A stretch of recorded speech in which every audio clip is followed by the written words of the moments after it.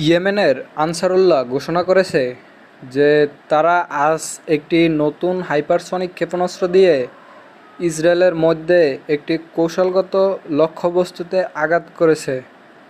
এই মিসাইলটি 11 মিনিটের মধ্যে 2040 কিলোমিটার পথ অতিক্রম করেছে এবং সমস্ত ইসরায়েলি এবং মার্কিন বিমান প্রতিরক্ষা এড়িয়ে যেতে সক্ষম হয়েছে।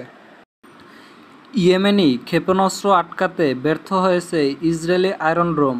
পরবর্তীতে তা তেল আবিবের একটি শপিং মল এবং একটি ড্রোন স্টেশনে পড়ে যায়। ইয়েমেনি ক্ষেপণাস্ত্রটি 22টি বিমান প্রতিরক্ষা পয়েন্ট এড়িয়ে যেতে সক্ষম হয়েছিল এবং কোনো ক্ষেপণাস্ত্র এটিকে আটকাতে সক্ষম হয়নি বলে জানা যায়।